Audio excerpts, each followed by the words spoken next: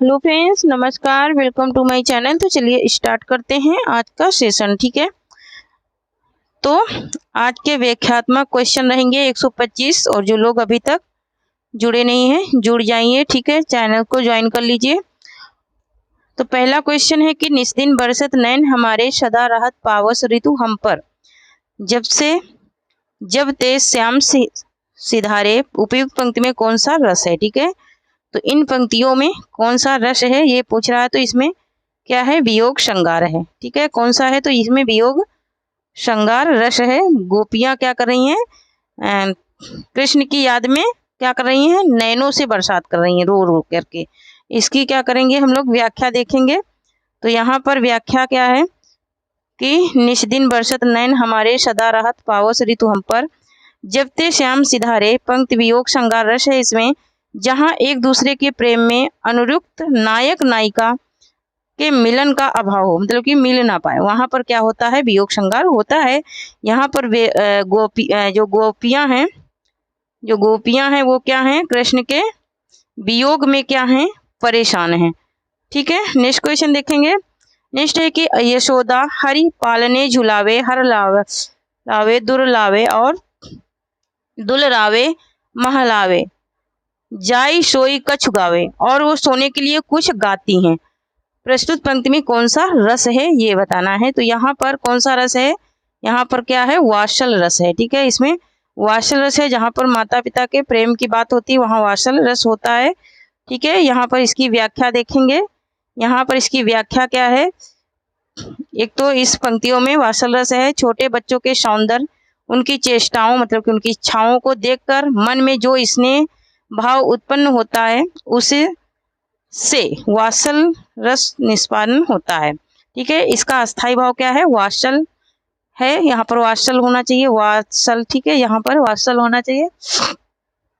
अनुराग है। ठीक है, यह इस पंक्ति में सुत स्नेह अथवा पुत्र पुत्री स्नेह है, मतलब एक सुत माने पुत्र और किसका क्या है, पुत्र और पुत्री को सुलाने का प्यार इसमें जताया गया है इन पंक्तियों में। ठीक है, नेक्स्ट क्वेश्चन देखेंगे। नेक्स्ट है कि इनमें से किस बोली का बिहारी हिंदी से संबंध नहीं है। ठीक है, यहाँ पर नहीं पूछ रहा है, बिहारी हिंदी का संबंध नहीं है। क्या अवधी, यहाँ पर अवधी से नहीं है। ठीक है, अवधी किसकी है, तो ये छत्तीसगढ़ी की है। मगही, मैथिली, भोजपुरी ये तीनों हैं, लेकिन अवधी नहीं है। इसकी व्याख्या देखेंगे। इसकी व्याख्या है कि बिहारी हिंदी मागधी अपभ्रंश की उपभाषा है, जिसके अंतर्गत भोजपुरी, मगही, मैथिली और वज्जिका बोलियां आती हैं, जबकि अवधी, बघेली, छत्तीसगढ़ी पूर्वी हिंदी की बोलियां हैं जो अर्ध मागधी अपभ्रंश से क्या है, अंतर्गत आती हैं। ठीक है, नेक्स्ट क्वेश्चन देखेंगे और इसकी पीडीएफ आप लोगों को न्यू टेलीग्राम पे मिल जाएगी। ठीक है, न्यू टेलीग्राम चैनल ज्वाइन कर लीजिए, उससे आपको इसकी पीडीएफ मिल जाएगी। डिस्क्रिप्शन में आपको इसकी लिंक भी मिल जाएगी। ठीक है, नेक्स्ट क्वेश्चन है कि मगही किस प्रदेश की बोली है। तो मगही किस प्रदेश की बोली है, तो ये बिहार की बोली है। यहाँ पर इसकी व्याख्या देखेंगे। इसकी व्याख्या है, मगही भोजपुरी तथा मैथिली बिहारी हिंदी की बोलियां हैं जो मगही अपभ्रंश से अंतर्गत आती हैं। ठीक है, मगही अपभ्रंश के अंतर्गत आती हैं। नेक्स्ट क्वेश्चन देखेंगे। नेक्स्ट है कि सिंधी भाषा का विकास अपभ्रंश की किस बोली से माना गया है। ठीक है, अपभ्रंश की किस बोली से माना गया है, तो ये ब्रचड़ से माना गया है। ठीक है, इसकी व्याख्या देखेंगे। इसकी व्याख्या है कि सिंधी भाषा का विकास अपभ्रंश की ब्रचड़ बोली से माना गया है। मगही मागधी के अंतर्गत बिहारी हिंदी आती है। बिहारी हिंदी के अंतर्गत भोजपुरी, मगही, मैथिली, वज्जिका बोलियां आती हैं। अर्ध मागधी अपभ्रंश के अंतर्गत पूर्वी हिंदी आती है, जिसके अंतर्गत अवधी, बघेली, छत्तीसगढ़ी बोलियां आती हैं। ठीक है, नेक्स्ट देखेंगे। नेक्स्ट है कि हिंदू मग पर पाँव न रखियो का बहुते जो हिंदी भखियो, ये काव्य पंक्तियां किस बोली की हैं ये पूछ रहा है। ठीक है, तो ये अवधी में लिखी हैं ये काव्य पंक्तियां। इसकी परिभाषा देखेंगे, इसकी व्याख्या देखेंगे। ठीक है, अवधी भाषा में लिखी ये प्रसिद्ध पंक्तियां सूफी काव्य परंपरा के प्रसिद्ध कवि नूर मोहम्मद द्वारा लिखित अनुराग बांसुरी से क्या की गई हैं, ये ली गई हैं। ठीक है, नेक्स्ट क्वेश्चन देखेंगे। नेक्स्ट है कि इनमें से कौन सा पक्ष स्वर है। पक्ष मतलब कि जो बोलने में पीछे से क्या होता है, पीछे का भाग क्या होता है, उठता है। तो यहाँ पर कौन सा पाँच स्वर है, यहाँ पर आ जो है ये पाँच स्वर है। यहाँ पर देखिए जिन स्वरों के उच्चारण में जीभ का पाँच भाग मतलब कि पिछला हिस्सा काम करता है, उठता है, उसे क्या कहते हैं, पाँच स्वर कहते हैं। इसके अंतर्गत आ आता है, ऊ आता है और बड़ा ऊ आता है और क्या आता है, औ आता है। ठीक है, तो यहाँ पर नेक्स्ट क्वेश्चन देखेंगे, निम्नलिखित में से कौन देशज शब्द है, कौन सा देशज शब्द है ये बताना है। तो खिड़की यहाँ पर क्या है, देशज शब्द है। इसकी व्याख्या देखेंगे तो याकर देश में उत्पन्न भाषा जो आम बोलचाल में प्रस्तुत होती है उसे देशज कहलाती है। वो क्या कहलाती है, देशज भाषा कहलाती है। नेक्स्ट क्वेश्चन है कि निम्नलिखित में से कौन तालव्य ध्वनि है, तालव्य ध्वनि कौन सी है। तो चा छा जा यहाँ क्या होती हैं, तालव्य होती हैं। यहाँ पर व्याख्या देखो, चा वर्ग के सारे व्यंजन क्या होते हैं, तालव्य ध्वनि के होते हैं। का वर्ग के कंठ होते हैं और टा वर्ग के मूर्धन्य होते हैं, ता वर्ग के दंत होते हैं और पा वर्ग के ओष्ठ होते हैं। नेक्स्ट क्वेश्चन देखेंगे, नेक्स्ट है कि इनमें से कौन सी लिपि नहीं है। तो लिपि कौन सी नहीं है, तो यहाँ पर अंग्रेजी जो है ये लिपि नहीं है, ये रोमन में आती है। तो यहाँ पर इसकी व्याख्या देखेंगे, व्याख्या क्या है कि अंग्रेजी एक भाषा है, इसकी लिपि रोमन है, जबकि अरबी भाषा की, गुरमुखी पंजाबी भाषा की तथा देवनागरी हिंदी की लिपि है। ठीक है, नेक्स्ट क्वेश्चन देखेंगे, नेक्स्ट है कि छा ध्वनि का उच्चारण स्थान है। छा ध्वनि का अभी बताई मैं कि क्या हो जाएगा, तालव्य हो जाएगा, चावल के अंतर्गत आता है। ठीक है, इसलिए इसका क्या हो जाएगा, तालव्य हो जाएगा। नेक्स्ट क्वेश्चन देखेंगे, नेक्स्ट है कि उसके प्राण सूख गए में कौन सा वचन निर्धारित कीजिए। इसका वचन बताना है तो ये बहुवचन में हमेशा होता है प्राण। ठीक है, यहाँ पर देखिए इसकी व्याख्या, उसके प्राण सूख गए, इस वाक्य में प्राण बहुवचन है। ठीक है, नेक्स्ट क्वेश्चन देखेंगे, नेक्स्ट है कि सज्जन का संधि विच्छेद होगा। सज्जन का संधि विच्छेद क्या होगा, सतधन जन हो जाएगा। ठीक है, क्या हो जाएगा, सतधन जन हो जाएगा। ठीक है, यहाँ पर इसकी व्याख्या देखेंगे, सज्जन संधि कौन सी है, तो यह एक व्यंजन सतधन जन होगा, इसमें व्यंजन संधि है। यदि आघोष व्यंजन के पश्चात ला और कुछ परिस्थितियों में जा आए तो आघोष व्यंजन भी ला तथा जा में परिवर्तित हो जाता है। उदाहरण के लिए उदधन लास, तो बराबर क्या हो जाएगा, उल्लास हो जाएगा। यहाँ पर देखेंगे, यहाँ पर क्या है, ऋण मुक्त। ऋण मुक्त में कौन सा समास है, ऋण से मुक्त, ऋण से क्या है वो मुक्त है, कौन सा हो जाएगा, अपादान तत्पुरुष समास हो जाएगा, क्योंकि वो ऋण से मुक्त है, उसके पास कोई भी कर्जा नहीं है। तो यहाँ पर जिस शब्द में कारक चिन्ह का लोप होता है वहाँ अपादान तत्पुरुष समास पाया जाता है, जैसे कि जन्मांध, जन्म से अंधा। नेक्स्ट क्वेश्चन देखेंगे, नेक्स्ट है कि इनमें एक मोक्ष का पर्यायवाची नहीं है, सॉरी पर्यायवाची है। ठीक है, तो निर्वाण क्या है, मोक्ष का पर्यायवाची है। इसके कुछ यहाँ भी निर्वाण क्या है, मोक्ष का पर्यायवाची है। निर्वाण के अन्य पर्यायवाची इस प्रकार हैं, जैसे कि मुक्ति, छुटकारा और परम पद। ठीक है, नेक्स्ट क्वेश्चन देखेंगे, नेक्स्ट है कि चम्र, चम्र शब्द का भिन्नार्थक क्या होगा। सम भिन्नार्थक क्या हो जाएगा, चरम हो जाएगा। यहाँ पर चर्म का संभिन्नार्थक चरम है। चर्म शब्द का अर्थ चमड़ा तथा चरम शब्द का अर्थ सबसे अधिक। ठीक है, नेक्स्ट क्वेश्चन देखेंगे, नेक्स्ट है कि खाक में मिलना मुहावरे का सही अर्थ है। खाक में मिलना मुहावरे का सही अर्थ क्या है, तो यहाँ पर नष्ट कर देना। ठीक है, क्या हो जाएगा, नष्ट कर देना हो जाएगा। यहाँ पर देखिए, मोहन ने जुआ खेलकर बाप के पैसों को खाक में मिला दिया। ठीक है, नेक्स्ट क्वेश्चन देखेंगे, नेक्स्ट है कि इनमें से कौन सी कालिदास की दूसरी रचना है। तो कालिदास की रचनाओं के क्रम में दूसरी रचना आती है अभिज्ञान शकुंतलम। पहली रचना क्या है, रघुवंशम है, दूसरी अभिज्ञान शकुंतलम है, तीसरी मेघदूतम है और चौथी ऋतु संहारम है, जिसमें 6 ऋतुओं का वर्णन है। फिर है नाटक है प्रतिमा नाटकम, ये भास द्वारा है। ठीक है, 10 रूपम आचार धनंजय का है। ठीक है, नेक्स्ट क्वेश्चन देखेंगे, नेक्स्ट क्वेश्चन है कि मालती माधव किसकी रचना है। तो मालती माधव किसकी रचना है, तो मालती माधव किसकी है, भवभूति की रचना है। यहाँ पर व्याख्या देखेंगे, ये मालती माधव भवभूति की रचना है।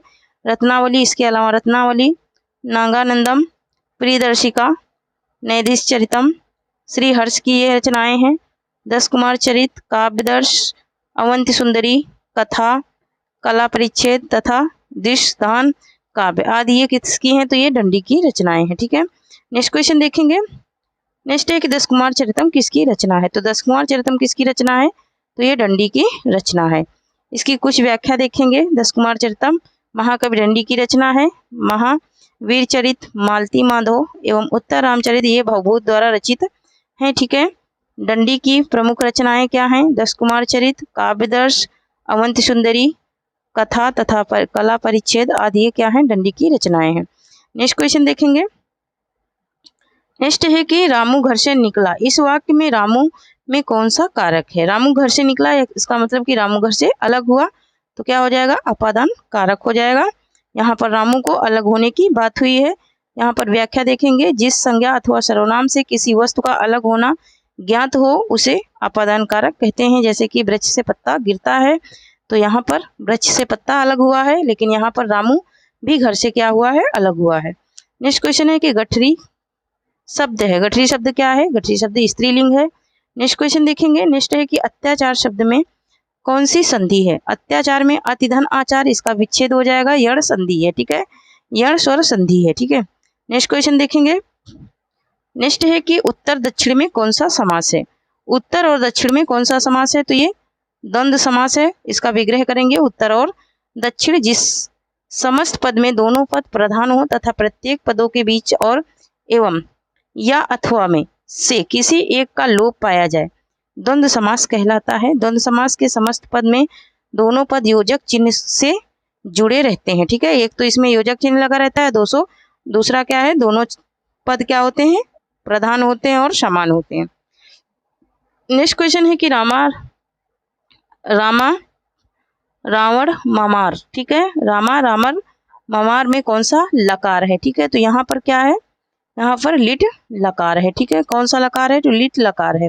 नेक्स्ट क्वेश्चन है कि मति शब्द में कौन सी विभक्ति है। मति शब्द में कौन सी विभक्ति है, तो मति शब्द में प्रथमा विभक्ति है। ठीक है, नेक्स्ट क्वेश्चन देखेंगे। नेक्स्ट है कि इदम रामेशस् पुस्तकम अस्ति। इदम रमेशस् पुस्तकम अस्ति, इसमें कह रहा है कि हिंदी अनुवाद क्या होगा, तो इसका हिंदी अनुवाद होगा कि यह रमेश की पुस्तक है। ठीक है, यह क्या है, रमेश की पुस्तक है।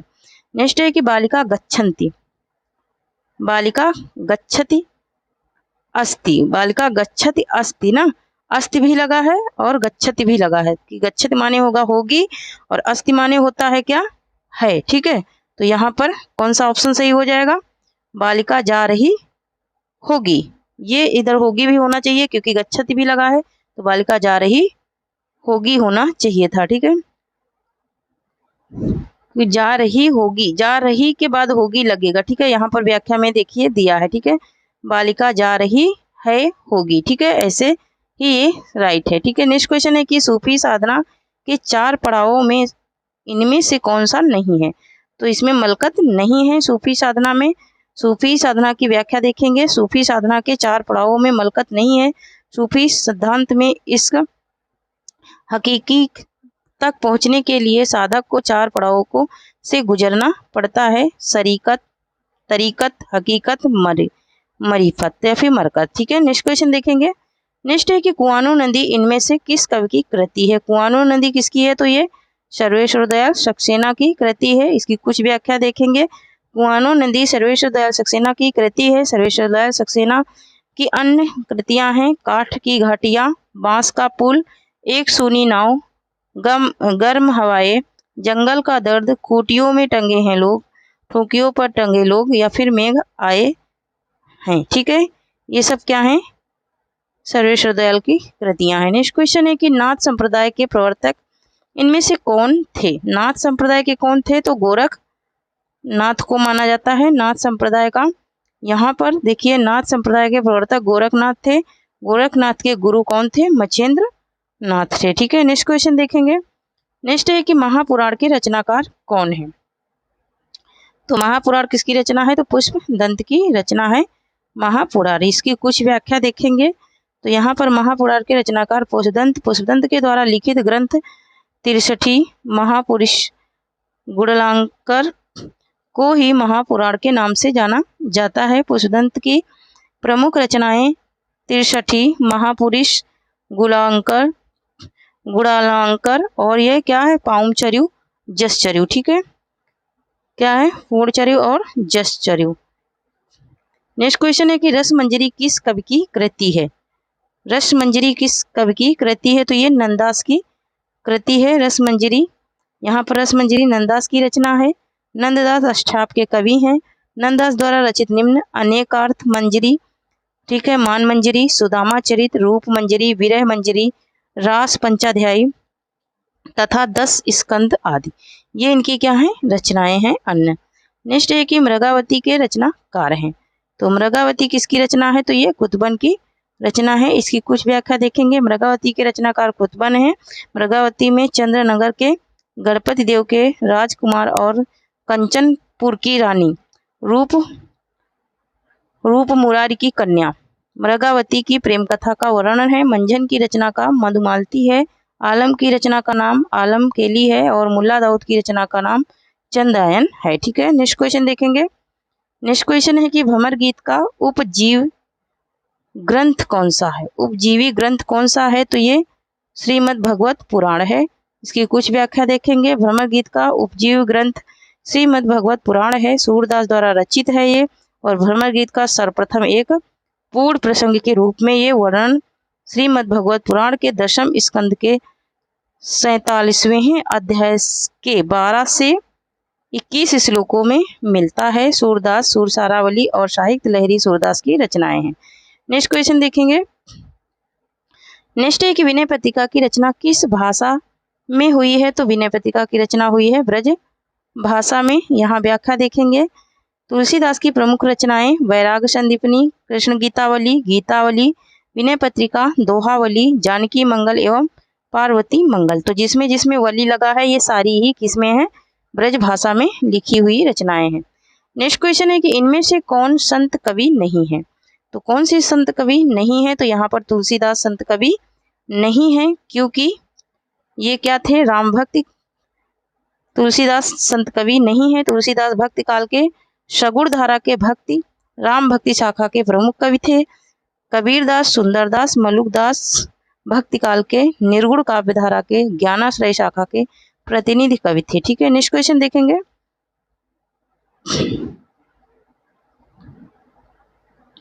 नेक्स्ट है कि राघव चेतन इनमें से किस सूफी काव्य का पात्र है। तो राघव चेतन किसका है, पद्मावत का पात्र है। इसकी व्याख्या देखेंगे। राघव चेतन सूफी काव्य पद्मावत का पात्र है। पद्मावत जयसीकृत सूफी ग्रंथ है।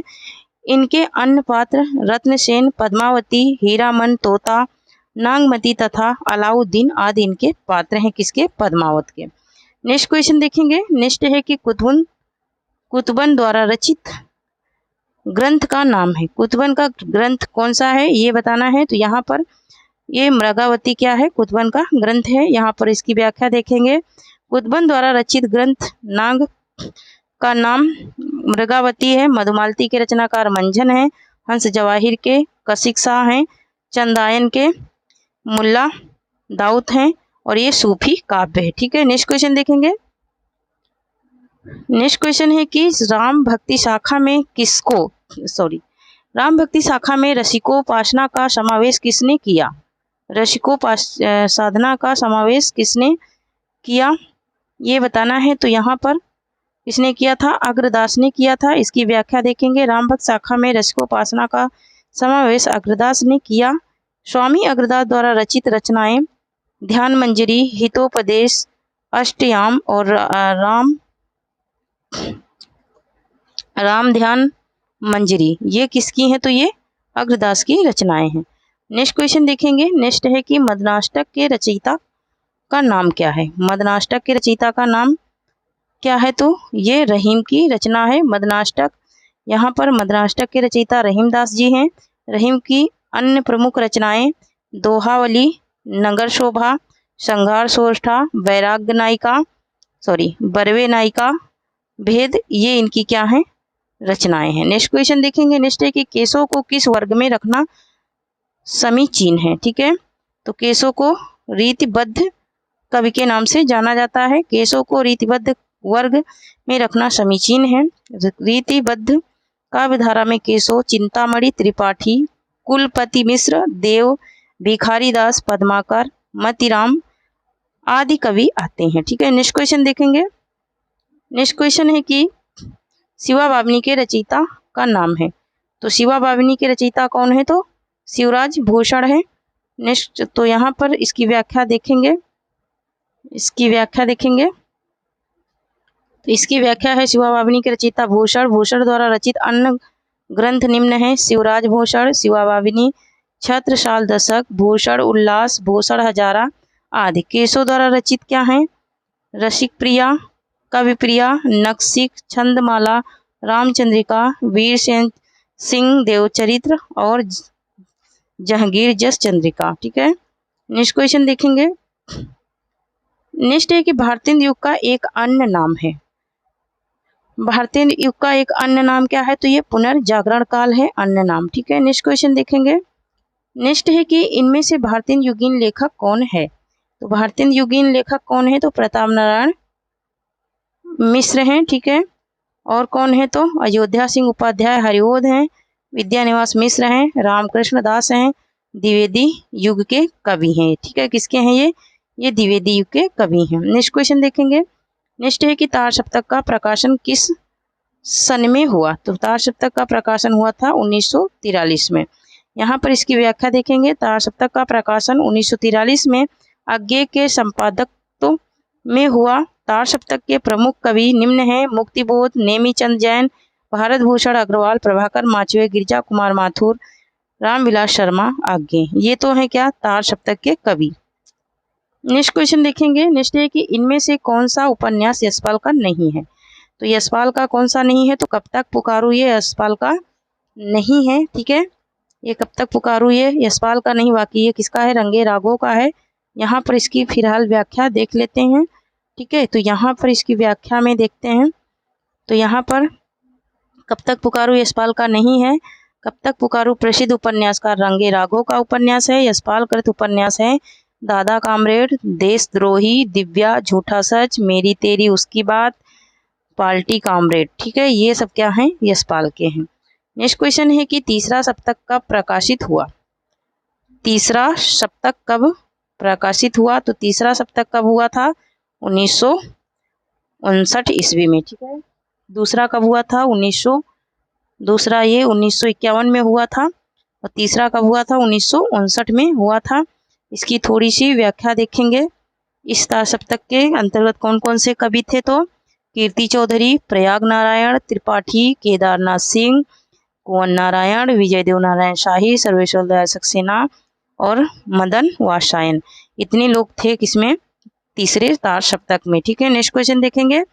नेक्स्ट है कि पुष्प की अभिलाषा नामक प्रसिद्ध कविता के रचयिता कौन है?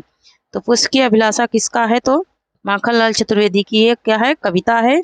यहाँ पर इसकी व्याख्या देखेंगे। पुष्प की अभिलाषा प्रसिद्ध कविता नामक प्रसिद्ध कविता के रचयिता माखनलाल चतुर्वेदी हैं। माखनलाल चतुर्वेदी की अन्य रचनाएं हैं: हिम किरीटिनी, हिम तरंगड़ी, माता, युग चरण, मरण ज्वार और बेगुलो गूंजे धारा। ये तो किसकी हो गई? माखनलाल चतुर्वेदी की कुछ रचनाएं। नेक्स्ट है कि आधुनिक मीरा किसे कहा जाता है? आधुनिक मीरा किसे कहा जाता है? तो महादेवी वर्मा को कहा जाता है। इनकी व्याख्या देखेंगे। आधुनिक मीरा महादेवी वर्मा को कहा जाता है। महादेवी वर्मा की अन्य प्रमुख रचनाएं निम्न है: निहार, रश्मि, नीरजा, सांध गीत, दीपशिखा। ये इनकी क्या है? कुछ महत्वपूर्ण रचनाएं हैं। नेक्स्ट है कि प्रकृति का सुकुमार राजकुमार किसे कहा जाता है? प्रकृति का सुकुमार और राजकुमार किसे कहा जाता है? तो ये पंत जी को कहा जाता है। इनकी कुछ व्याख्या देखेंगे।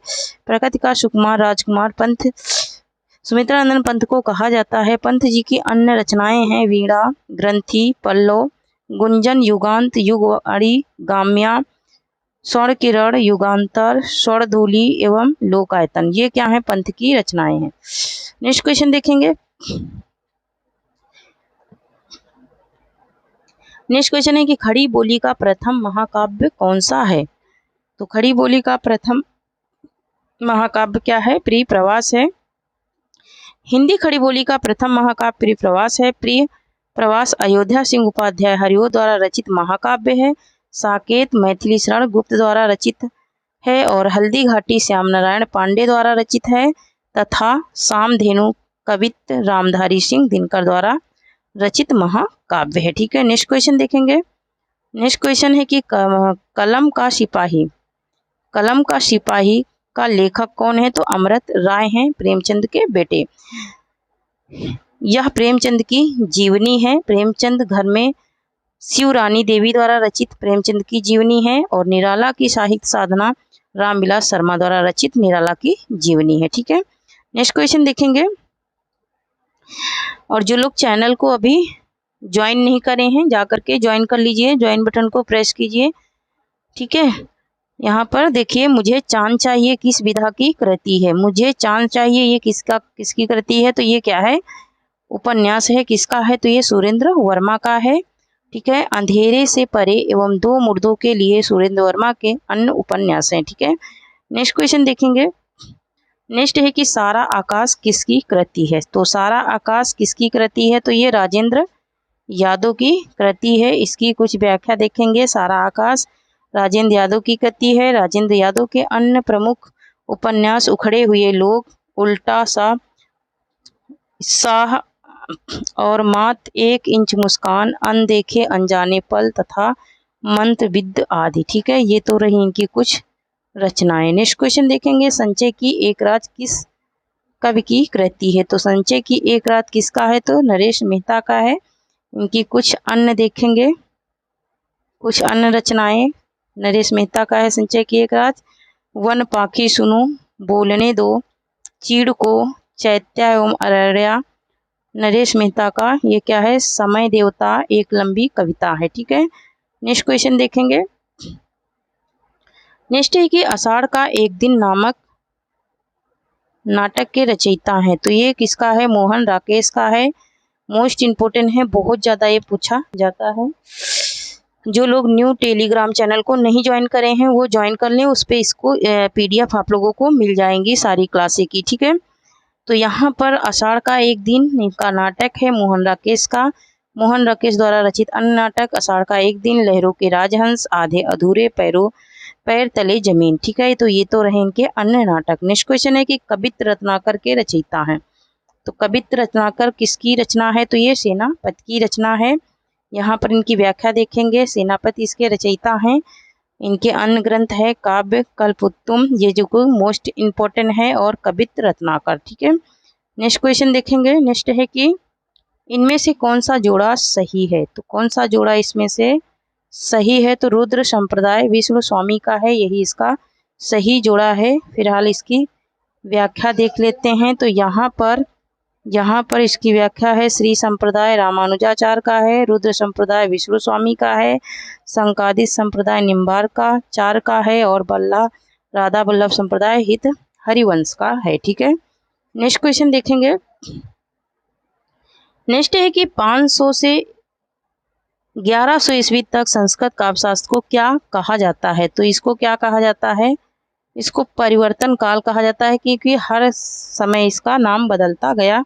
यही कारण है कि इसे परिवर्तन काल के नाम से जाना जाने लगा। यहाँ पर देखते हैं इसकी सारणी कुछ। तो यहाँ पर देखिए, प्रारंभिक काल वैदिक काल 650 ईस्वी तक, रचनात्मक काल 650 से 850 ईस्वी तक, निर्णयात्मक काल 850 से 1050 तक, और व्याख्या काल 1050 से 1750 ईस्वी तक। ठीक है, नेक्स्ट क्वेश्चन देखेंगे। नेक्स्ट है कि निर्धन के धनसी तुम आई में कौन सा अलंकार है? तो यहाँ पर सा सी से लग जाता है, वहाँ पर कौन सा अलंकार होता है? तो उपमा अलंकार होता है। यहाँ दो भिन्न वस्तुओं के रूप में गुण, आकृति आदि को लेकर क्षमता प्रदर्शित की गई, वहाँ उपमा अलंकार होता है। और बाकी इसके वाचक शब्द क्या आते हैं? सा सी से। नेक्स्ट क्वेश्चन देखेंगे। नेक्स्ट क्वेश्चन है कि रहीमन पानी राखिए, बिन पानी सब शून, पानी गए न उबरे, मोती मानुष चून। इन पंक्तियों में किस छंद का प्रयोग हुआ है? तो इसमें दोहा छंद का प्रयोग हुआ है। यहाँ पर देखिए, दोहा वह अर्धमात्रिक छंद है जिसके प्रथम एवं तृतीय चरण में 13-13 और द्वितीय एवं चतुर्थ चरण में 11-11 मात्राएं होती हैं, और सम चरणों में अंत में गुरु होता है। ठीक है, नेक्स्ट क्वेश्चन देखेंगे। नेक्स्ट है कि करते अभिषेक पयोध हैं बलिहारी इस देश की, हे मातृभूमि तू सत्य ही सद्गुण मूर्ति सर्वेश की। इन पंक्तियों में कौन सा छंद है? इन पंक्तियों में कौन सा छंद है? तो इसमें ऊ लाला है। ठीक है, तो यहाँ पर देखिए 15 एवं 13 मात्राओं की यति पर 28 मात्राओं से संयुक्त छंद को उलाला कहा जाता है। इसके विषम चरणों में 15-15 मात्राएं एवं सम चरणों में 13-13 मात्राएं होती हैं। ठीक है, नेक्स्ट क्वेश्चन देखेंगे। नेक्स्ट है कि कहा कई ने सक्रोध दूर हट दूर अरि निर्बोध प्रस्तुत पंक्ति में कौन सा रस है। ठीक है, प्रस्तुत पंक्ति में कौन सा रस है, तो रौद्र रस है। उन्होंने गुस्से से कहा किसने, केकई ने। और इसमें इसकी व्याख्या देखेंगे। इसमें रौद्र रस है शत्रु की अपमान जनित चेष्टाओं, गुरु निंदा, देश धर्म का अपकार और अपमान होने पर क्रोध अस्थायी भाव से रौद्र रस निष्पन्न होता है। मतलब कि किसके किसके ऊपर, ये गुरु की चेष्टा के ऊपर, गुरु निंदा पर, देश धर्म पर, और किस पे किया गया है, शत्रु पर। ठीक है, इसलिए इसमें क्या है, रौद्र रस है। और रौद्र का ये क्या है, क्रोध का रौद्र रस है। ठीक है, इसका स्थायी भाव क्या है, क्रोध है। ठीक है, नेक्स्ट है कि पायो जी राम रतन धन पायो, वस्तु अमोलक दी मेरे सदगुरु कृपा करी अपनायो, प्रस्तुत पंक्ति में कौन सा रस है। तो यहाँ पर कौन सा रस है, तो यहाँ पर भक्ति रस है। ये किसने कहा था, सहृदय हृदय में वासना या संस्कार रूप में स्थित ईश्वर विषयक स्थायी भाव जब विभाव, अनुभव और संचारियों द्वारा पुष्ट होकर रमावस्थ में पहुँचता है तब भक्ति का रस निष्पन्न होती है। रस भक्ति रस का स्थायी भाव देवरति या ईश्वर से प्रेम होता है। ठीक है, ये मीरा जी ने कहा था। ठीक है, ये मीरा का पद है, उन्होंने ही कहा था, पायो जी मैंने राम रतन धन पायो। नेक्स्ट क्वेश्चन है कि ब्रज भाषा का विकास इनमें से किस प्रकट आभरण से हुआ है। तो ब्रज भाषा का विकास सौर सैनी से हुआ है। नेक्स्ट क्वेश्चन देखेंगे। नेक्स्ट क्वेश्चन है कि आगरा बोली का क्षेत्र है, आगरा बोली का क्षेत्र कौन सा है ये बताना है। तो यहाँ पर ब्रज भाषा का क्षेत्र है आगरा। आगरा में क्या बोला जाता है, ब्रज बोली जाती है। यहाँ पर कुछ व्याख्या देखेंगे। तो यहाँ पर आगरा, मथुरा, अलीगढ़, बरेली, बदायूं और एटा, मैनपुरी, गुड़गांव, भरतपुर आदि में क्या बोली जाती है, ब्रज भाषा बोली जाती है। ठीक है, नेक्स्ट क्वेश्चन है कि इनमें से कौन सी ध्वनि संयुक्त व्यंजन है। ठीक है, कौन सी ध्वनि है, संयुक्त व्यंजन है। तो यहाँ पर ओ क्या है, ये संयुक्त व्यंजन है, संयुक्त ध्वनि है। ठीक है, संयुक्त व्यंजन नहीं, इसे संयुक्त ध्वनि कहेंगे। ठीक है, और यहाँ पर इसकी व्याख्या देखेंगे दिए गए विकल्प में संयुक्त व्यंजन में। ठीक है, तो यहाँ पर यहाँ पर क्या है, क्या है ये संयुक्त स्वर है। सॉरी, हाँ ये संयुक्त स्वर है। और क्या है, संयुक्त स्वर है। ये क्या है, संयुक्त स्वर है, लेकिन ये क्या है, संयुक्त व्यंजन है। ठीक है, संयुक्त व्यंजन दो व्यंजन से मिलकर नए सार्थक व्यंजन का निर्माण करते हैं। हिंदी वर्णमाला में मूलतः 4 संयुक्त व्यंजन पाए जाते हैं। इसे सा, त्रा, ज्ञा और स्रा, ये चारों क्या हैं, संयुक्त व्यंजन है। नेक्स्ट क्वेश्चन देखेंगे। नेक्स्ट है कि इनमें से कौन सा युग्म आघोष ध्वनि है। कौन सा युग्म है, आघोष ध्वनि है। तो पा और फा, पा और पा क्या है, आघोष ध्वनि है। ठीक है, नेक्स्ट क्वेश्चन देखेंगे। नेक्स्ट क्वेश्चन है कि मुंडा भाषा परिवार का क्षेत्र कौन सा है। तो मुंडा भाषा परिवार का क्षेत्र है छोटा नागपुर। नेक्स्ट क्वेश्चन देखेंगे। नेक्स्ट है कि नीलकंठ कौन सा शब्द है। नीलकंठ कैसा शब्द है ये बताना है। तो ये कैसा शब्द है, योग रूढ़ी शब्द है। यहाँ व्याख्या देखेंगे। योग रूढ़ी शब्द एक अन्य शब्दों के योग से बनता है एवं एक विशेष अर्थ लिए होता है, जैसे कि लंबोदर, दशानन आदि, है ना। अब अगर याद करना चाहो तो जो भी बहुव्रीहि वाले शब्द होते हैं, बहुव्रीहि समास के, उनसे याद कर सकते हो। ठीक है, बहुव्रीहि समास में भी तीसरा अर्थ निकलता है और इसमें भी तीसरा अर्थ निकलता है। नेक्स्ट क्वेश्चन है कि निम्नलिखित में से कौन महाप्राण ध्वनि नहीं है। ठीक है, महाप्राण ध्वनि कौन सी नहीं है। तो टा महाप्राण ध्वनि नहीं है। ठीक है, महाप्राण ध्वनि नहीं है। ठीक है, यहाँ पर देखो व्याख्या में प्रत्येक वर्ग का दूसरा एवं चौथा वर्ण महाप्राण ध्वनि होता है, ठीक है। और टा क्या है, पहला वर्ण है, ठीक है, इसलिए वो क्या है, अल्प प्राण है। नेक्स्ट क्वेश्चन है कि हिंदी को राजभाषा के रूप में संवैधानिक मान्यता कब मिली। तो संवैधानिक मान्यता मिली थी यहाँ पर 14 सितंबर 1949 को। यहाँ पर सितंबर होना चाहिए, अक्टूबर नहीं होना चाहिए, ठीक है, यहाँ पर सितंबर होना चाहिए, अक्टूबर नहीं होना चाहिए। यहाँ व्याख्या में देखिए 14 सितंबर 1949 को भारत के संविधान में हिंदी को राजभाषा की मान्यता प्रदान की गई, ठीक है।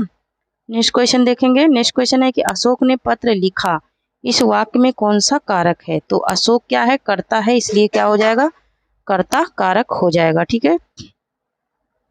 नेक्स्ट क्वेश्चन देखेंगे। नेक्स्ट है कि इनमें से कौन सा शब्द पुल्लिंग है। कौन सा शब्द है जो पुल्लिंग है। तो खटमल, ये मोस्ट इम्पोर्टेंट है, बहुत बार पूछा जाने वाला है।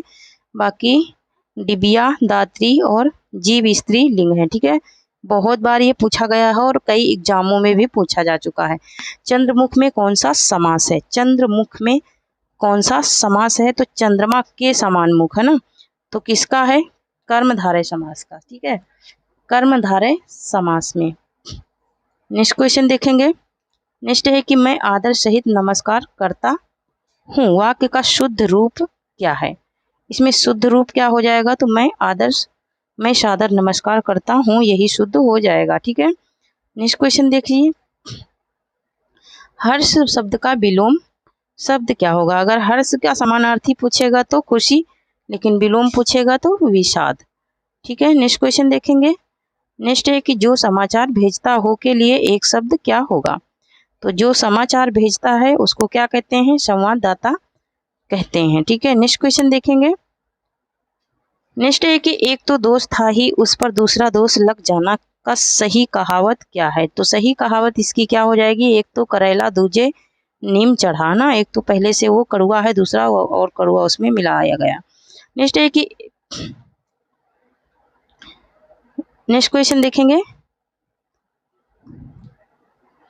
नेक्स्ट है कि नैषिध चरितम किसकी रचना है। तो नैषिध चरितम किसकी रचना है, तो ये श्री हर्ष की रचना है। अगर पूछेगा कि औषधियों की मान्यता किस महाकाव्य को मिली है, तो नैषिध चरितम को ही मिली है, ठीक है। यहाँ पर इसकी व्याख्या क्या है, मेघदूतम, अभिज्ञान शकुंतलम, कुंवर संभवम, रघुवंशम, ये कालिदास की रचनाएं हैं, ठीक है।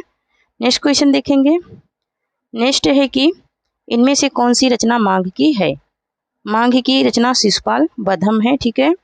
तो यहाँ पर व्याख्या देखेंगे। दस कुमार चरितम दंडी का है, मेघदूतम महाकवि कालिदास का है, ठीक है। किरातार्जुनीयम किसका है, भागवत महाकाव्य है, ठीक है, ये क्या है, एक महाकाव्य है। नेक्स्ट क्वेश्चन देखेंगे। नेक्स्ट है कि गागर में सागर भरना मुहावरे का अर्थ है। गागर में सागर भरना मुहावरे का अर्थ हो जाएगा थोड़े में बहुत करना, ठीक है, क्या हो जाएगा, थोड़े में बहुत करना। नेक्स्ट क्वेश्चन है कि कविता का बहुवचन क्या होगा। तो कविता का बहुवचन क्या हो जाएगा, कविताएं हो जाएगा। नेक्स्ट क्वेश्चन देखेंगे। नेक्स्ट है कि जीव एषणा का संधि विच्छेद कीजिए। जीव एषणा का संधि विच्छेद क्या हो जाएगा, तो यहाँ पर क्या हो जाएगा, जीवधन एषणा, क्या हो जाएगा, जीवधन एषणा हो जाएगा, ठीक है। और यह क्या है, यह एक वृद्धि संधि है, ठीक है। नेक्स्ट क्वेश्चन देखेंगे। नेक्स्ट है कि प्रेमातुर शब्द में इनमें कौन सा समास नहीं है। प्रेमातुर शब्द में कौन सा समास नहीं है ये बताना है, ठीक है। प्रेमातुर में ये द्विगु समास नहीं है, क्योंकि द्विगु समास में जहाँ पर समूह की बात होती है वहाँ पर द्विगु समास होता है, लेकिन यहाँ पर समूह की बात नहीं है।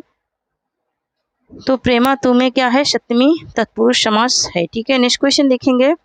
नेक्स्ट है कि हस्ते सह हस्तेन खदति, सह हस्तेन खदति, वह हाथ से खाता है, इसमें क्या हो जाएगा, करण कारक हो जाएगा, क्योंकि वह हाथ से क्या करता है, खाता है, खदति माने खाता है। तो यहाँ पर क्रिया हुई है किसकी, से के द्वारा, है ना, से के द्वारा क्रिया हुई है, इसलिए ये क्या हो जाएगा, करण कारक हो जाएगा। नेक्स्ट क्वेश्चन है कि कविता का मम्र में कौन कौन सी विभक्ति है। कविता के मम्र, तो कविता के मम्र में षष्ठी विभक्ति है, ठीक है, ये संबंध कारक है, षष्ठी विभक्ति है। ठीक है, नेक्स्ट क्वेश्चन है कि राम कृष्णों में समास कौन सा समास है? राम कृष्णों में कौन सा समास है? तो राम कृष्णों में है क्या? द्वंद्व समास है, राम और कृष्ण। ठीक है, नेक्स्ट क्वेश्चन देखेंगे। नेक्स्ट क्वेश्चन है कि सज्जन पापाद जुगुस्सते, सज्जन सज्जना पापाद जुगुस्सते, सज्जन क्या करता है? सज्जन पाप से घृणा करता है ना, क्योंकि घड़ा का क्या है? ये घृणा का अस्थाई भाव है क्या?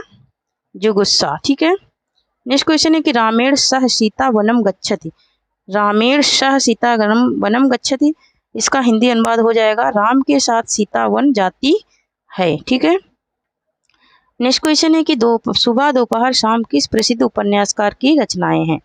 तो सुबह दोपहर शाम किस तो ये कमलेश्वर की रचनाएं हैं, सुबह दोपहर शाम। अन्य इनकी क्या है? एक सड़क, 57 गलियां, डाक बंगला, लौटे हुए मुसाफिर, काली आंधी, रेगिस्तान एवं कितने पाकिस्तान। ठीक है, ये इनकी क्या है? रचनाएं हैं।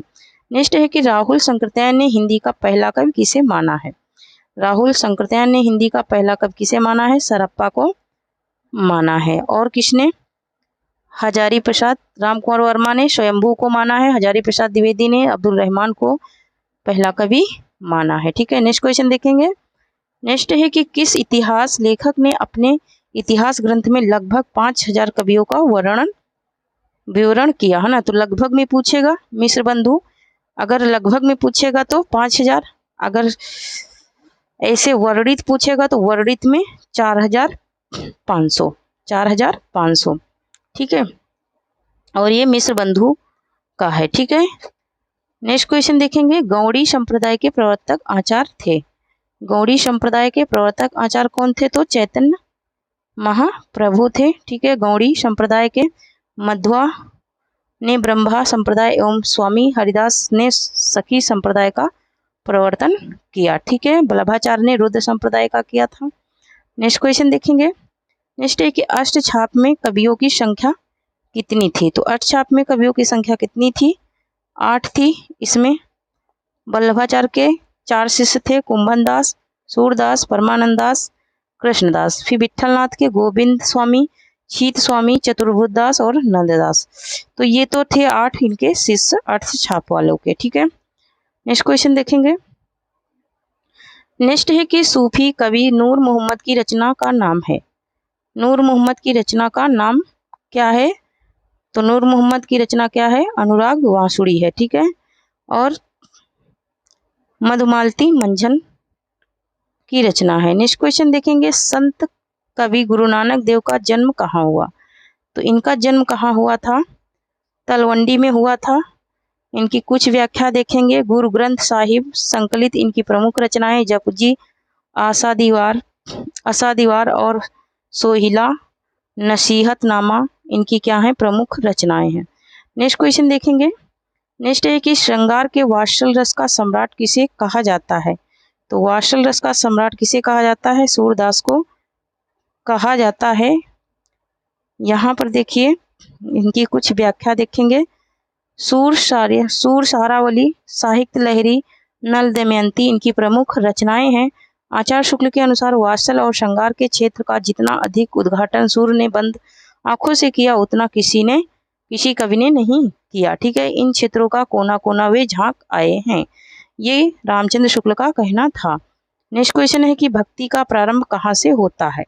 तो भक्ति का प्रारंभ होता है कहाँ से? दक्षिण भारत से होता है, दक्षिण भारत से होता है। यहाँ पर इसकी व्याख्या देखेंगे।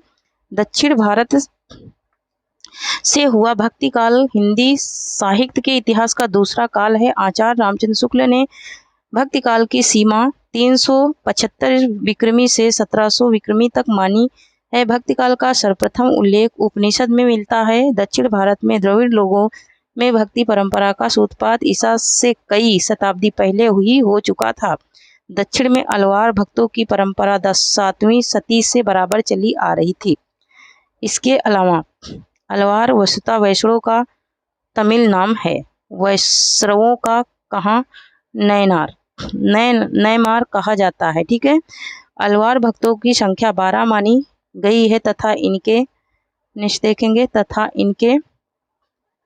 इनके पदों का संकलन दिव्य प्रबंधम नाम से किया गया, जिसमें लगभग 4000 पद हैं। ठीक है, नेक्स्ट क्वेश्चन देखेंगे। नेक्स्ट है कि ज्ञानदीप के रचयिता हैं। ज्ञानदीप के रचयिता कौन है? तो शेख नवी हैं ज्ञानदीप के रचयिता। और यहाँ पर मृगावती मंजन की है, मधुमालती चित्रावली उस्मान की रचना है। ठीक है, नेक्स्ट क्वेश्चन देखेंगे। नेक्स्ट है कि सूरदास के दृष्टिकूट पद किस काव्य ग्रंथ में संकलित है? दृष्टिकूट पद किस काव्य ग्रंथ में संकलित हैं? तो ये साहित्य लहरी में संकलित हैं। ठीक है, नेक्स्ट क्वेश्चन देखेंगे। कौन सी कृति केशवदास की नहीं है? कौन सी कृति है जो केशवदास की नहीं है? तो यहाँ पर अनेक मंजरी ये नंददास की कृति है, केशव की नहीं है। ठीक है, पीडीएफ में सेंड कर दूंगी, उससे आप लोग कुछ इनकी जो अन्य रचनाएं हैं पढ़ लेना। आचार्य रामचंद्र शुक्ल ने रीतिकाल का समय माना है। तो रीतिकाल का समय इन्होंने माना है 1700 से 1900 विक्रमी। नेक्स्ट क्वेश्चन है कि रीतिकाल में किस रस की प्रधानता काव्य में रही है? तो श्रृंगार रस की प्रधानता इनके काव्य में रही है रीतिकाल के। ठीक है, नेक्स्ट क्वेश्चन है कि इनमें से रीतिकाल का कौन सा कवि अपने प्रकट चित्रण के लिए क्या है? विख्यात है, मतलब कि प्रसिद्ध है। तो सेनापति प्रसिद्ध हैं अपने प्रकट चित्रण के लिए, उनकी जो रचना है वो कवित्र रत्नाकर भी प्रसिद्ध है। नेक्स्ट है कि ब्राह्मण पत्र के संपादक, तो ब्राह्मण पत्र के संपादक थे प्रताप नारायण मिश्र। नेक्स्ट क्वेश्चन देखेंगे। नेक्स्ट है कि इनमें छायावादी कवि कौन नहीं है? छायावादी कवि कौन नहीं है? तो शिवमंगल सिंह सुमन नहीं है।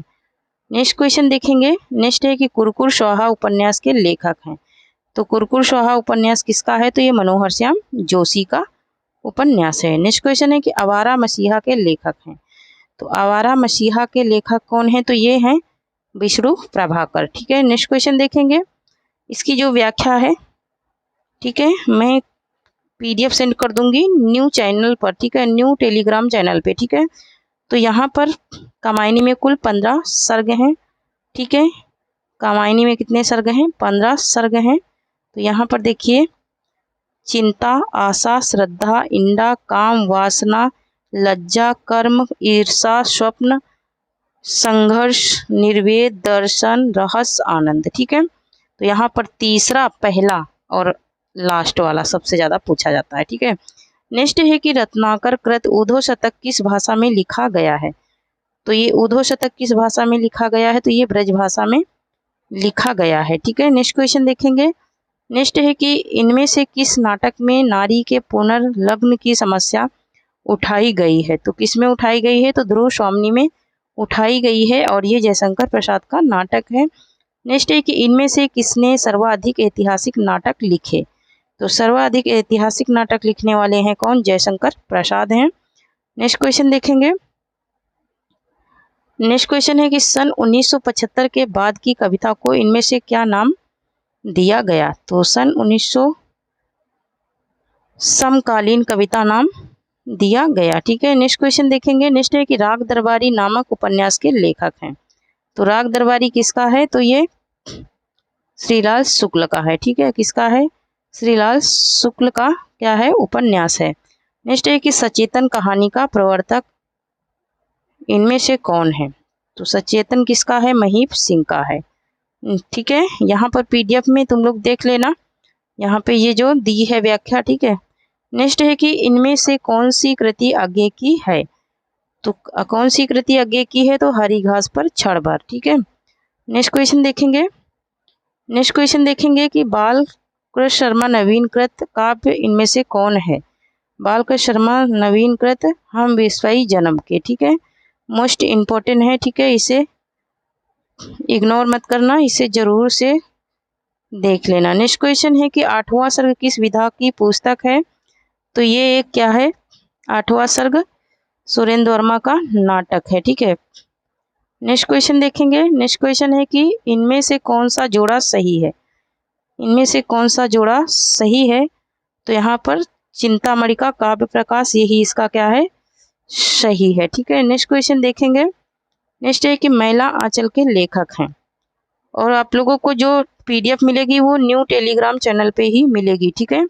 नेक्स्ट क्वेश्चन है यहाँ पर महिला आंचल फरिश्तारात रेणु का है। नेक्स्ट क्वेश्चन देखेंगे। नेक्स्ट है कि कहती हुई योत्रा के नेत्र जल से भर गए, हिम के कणों से पूर्ण मानो हो गए, ठीक है। यहाँ पर क्या होगा, हो गए पंकज नए। प्रस्तुत पंक्तियों में किस अलंकार का प्रयोग हुआ है, तो यहाँ पर किसका प्रयोग हुआ है, तो यहाँ पर उत्प्रेक्षा अलंकार का प्रयोग हुआ है। जहाँ पर मनु मानो जानो जनहु मनहु लग जाता है वहां पर उत्प्रेक्षा अलंकार होता है, ठीक है। नेक्स्ट है कि चरण कमल बंदो हरिराई में कौन सा अलंकार है, तो चरण के समान, हरि के क्या है, पैर हैं, किसके समान, कमल के समान, तो यहाँ पर क्या हो जाएगा, रूपक अलंकार हो जाएगा। कैसे, भगवान के पैर कैसे हैं, कमल के समान हैं। नेक्स्ट है कि रघुकुल रीति सदा चली आई, प्राण जाई पर वचन न जाए, इन पंक्तियों में किस छंद का प्रयोग हुआ है, ठीक है। तो इन पंक्तियों में किस छंद का प्रयोग हुआ है, तो यहाँ पर चौपाई छंद का प्रयोग हुआ है, ठीक है, जिसकी 16 मात्राएं होती हैं और 16-16 मात्राओं वाला ये क्या होता है, छंद होता है। प्रत्येक चरण में 16-16 मात्राएं होती हैं, यह एक सममात्रिक छंद कहलाता है, ठीक है। तो थैंक यू फ्रेंड्स, आज के लिए इतना ही। तब तक के लिए जय हिंद, जय भारत। आप लोग पढ़ते रहिए, हंसते रहिए, मुस्कुराते रहिए, स्वस्थ रहिए, मस्त रहिए और थोड़ी सी मेरी भी मदद करते रहिए। जो लोग चैनल को सब्सक्राइब नहीं करे हैं अभी तक, वो सब्सक्राइब कर लें और ज्वाइन बटन को प्रेस कर लीजिए, ठीक है। तो ये PDF आप लोगों को न्यू टेलीग्राम चैनल पे मिल जाएगी, लिंक डिस्क्रिप्शन में मिल जाएगी, आपको वीडियो के नीचे लिंक मिल जाएगी, ठीक है। थैंक यू, जय हिंद, जय भारत।